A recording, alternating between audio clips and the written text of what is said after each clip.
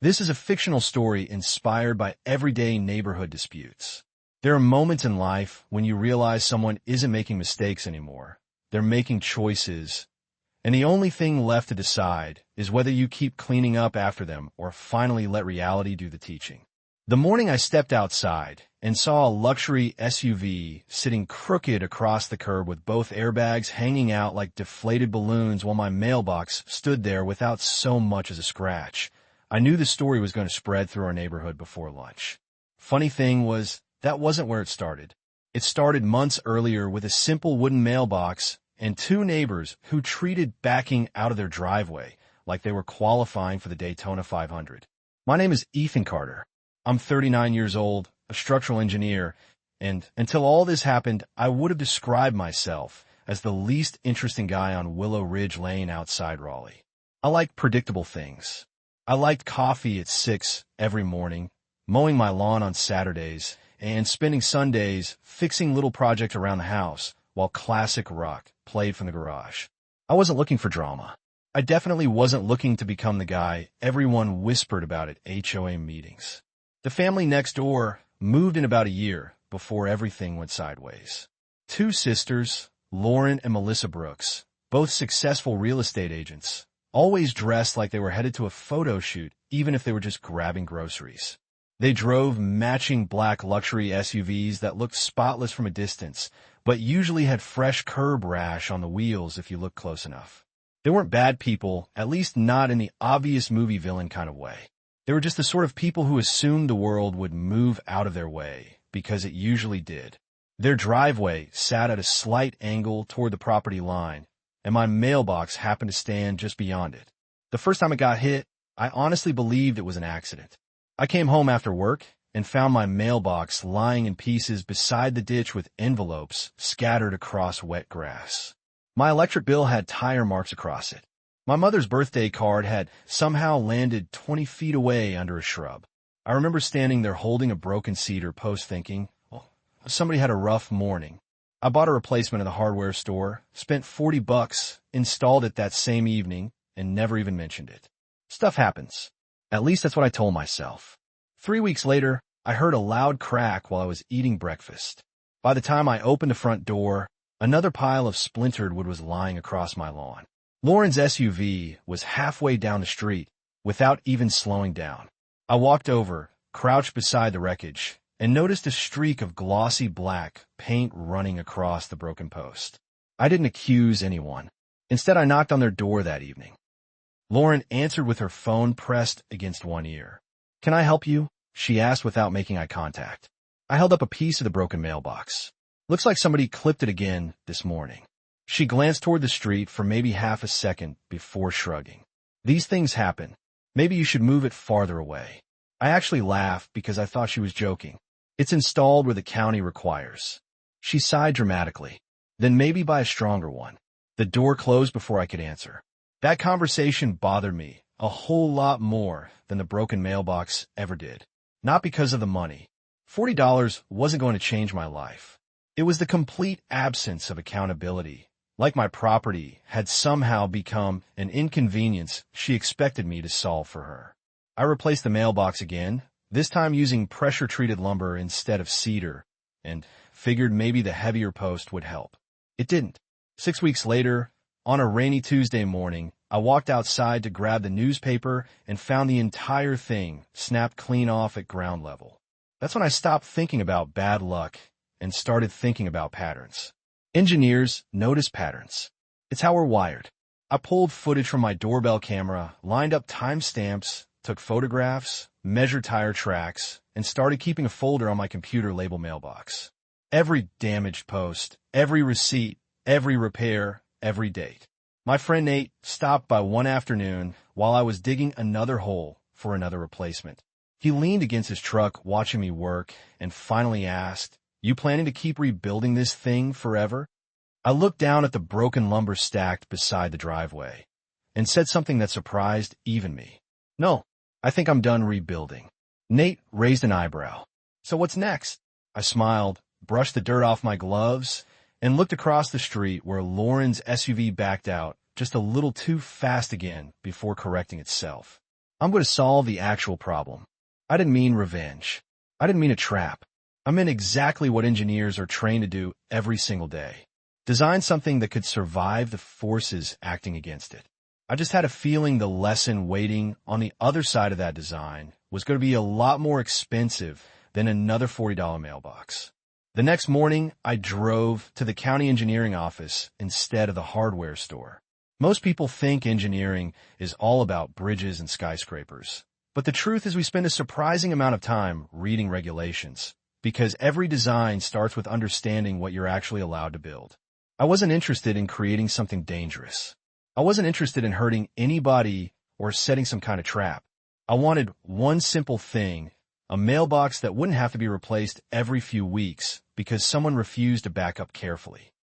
The woman behind the permit counter recognized me from another project years earlier and smiled when I explained what had been happening.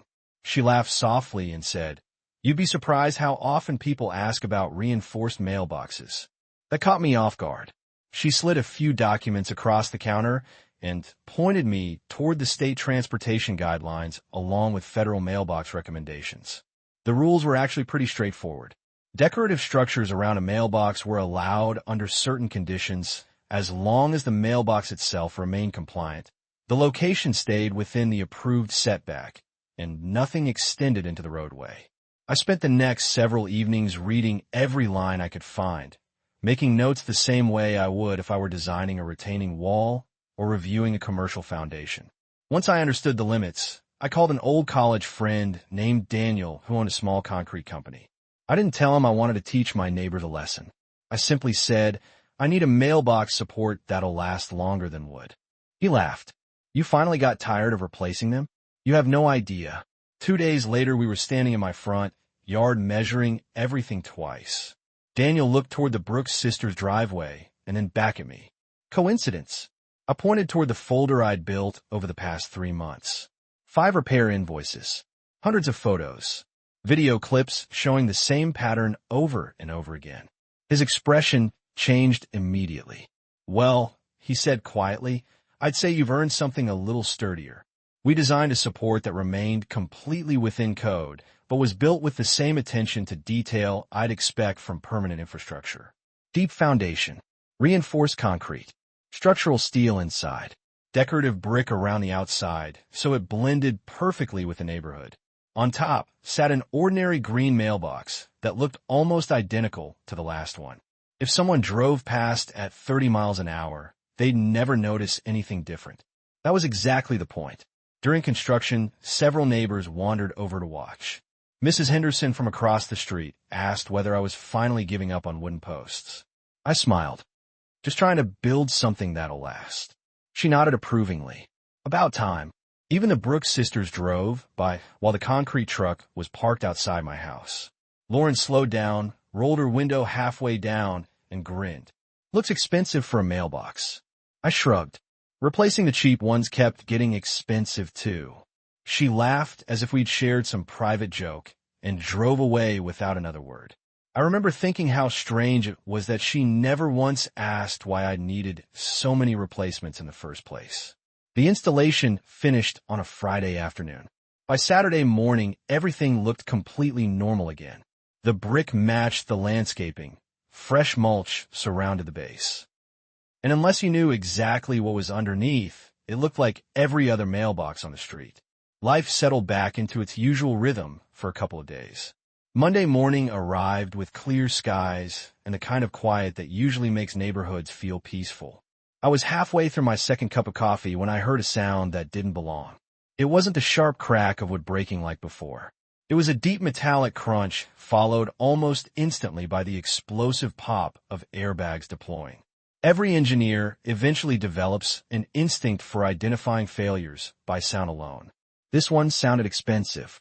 I stepped onto my front porch just as birds scattered from the oak trees overhead. Lauren's SUV had come to a complete stop halfway across the edge of my lawn. The front bumper had folded inward. Steam drifted upward from beneath the hood. One headlight lay several feet away in the grass. White airbag dust floated through the open driver's window while coolant slowly spread across the pavement in a bright green stream. In the middle of all that chaos, My mailbox hadn't moved an inch. It stood perfectly straight, the little red flag still folded neatly against the side, exactly where I'd left it after collecting yesterday's mail. Lauren climbed out of the driver's seat, shaking with anger more than shock. She stared at the mailbox, then at her SUV, then back at me. "What did you do?" she shouted. I walked toward her slowly, careful to keep my voice calm. "I replaced my mailbox." "You built a trap." "No, yen suara." "I built a mailbox."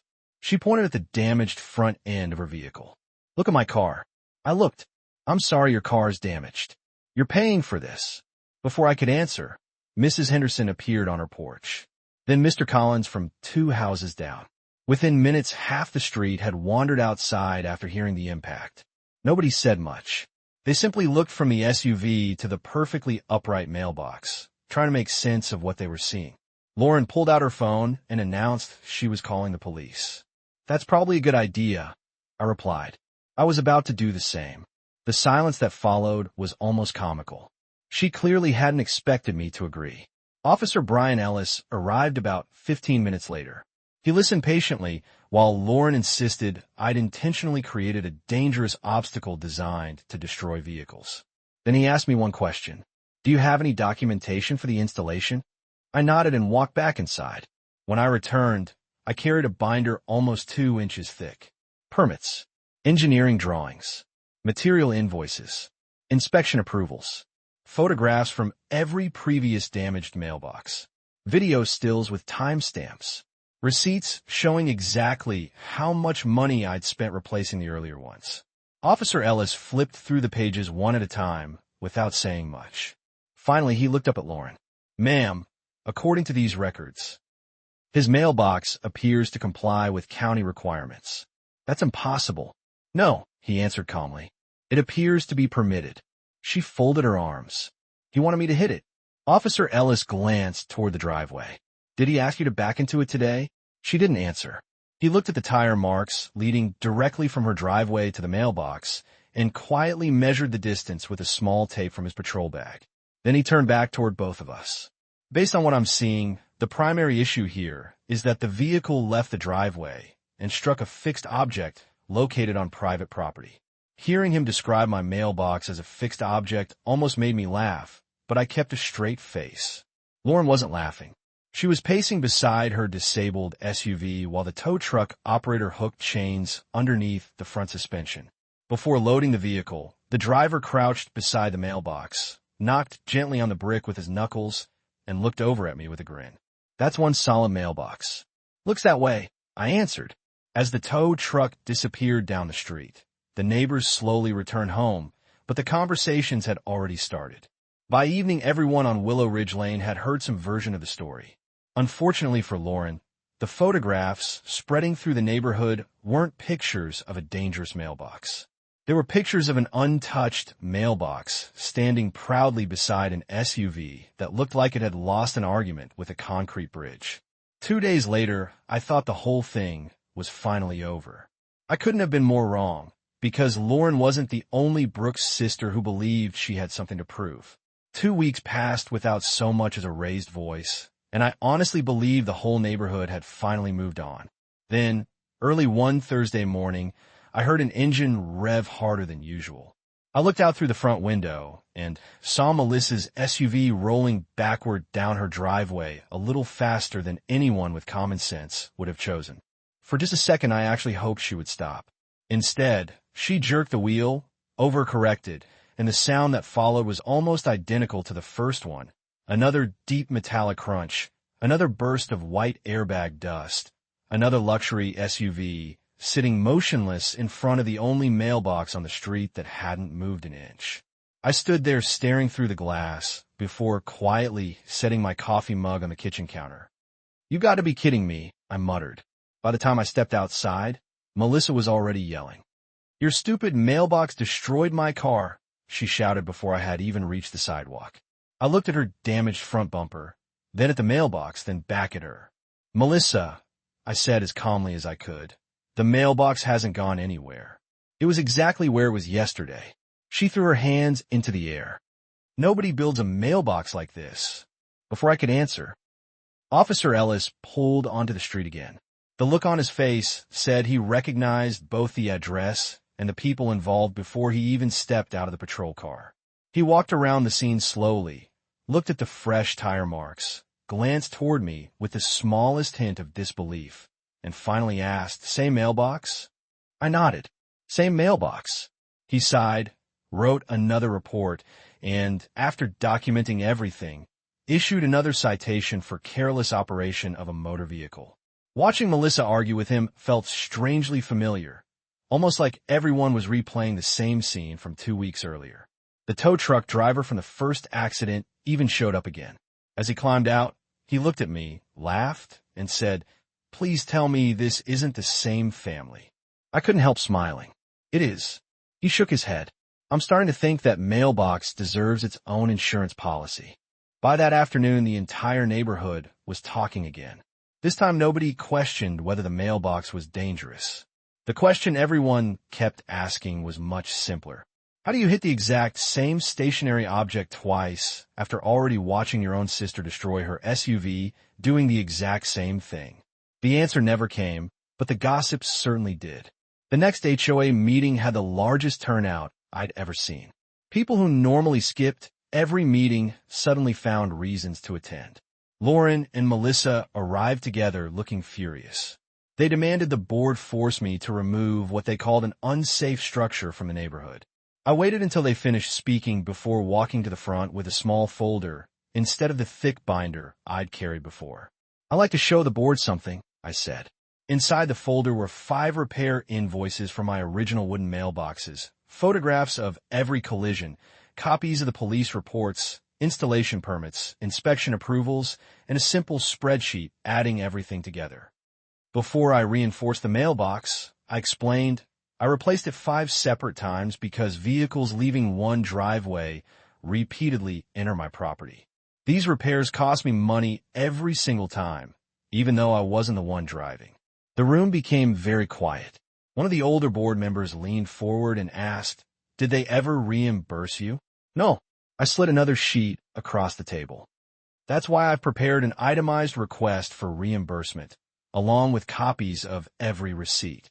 Lauren interrupted immediately. "This is ridiculous." I looked directly at her. Replacing someone else's mistake over and over again became ridiculous a long time ago. The HOA president reviewed every document before speaking.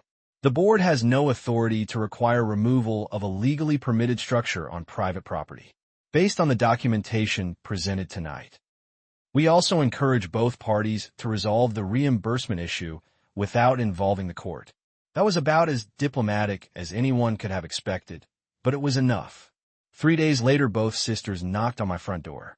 Gone were the expensive sunglasses, the confident smiles, and the dismissive attitude I'd grown used to. Lauren held an envelope, while Melissa stared awkwardly at the porch floor. "We'd rather settle this than go to court," Lauren admitted quietly.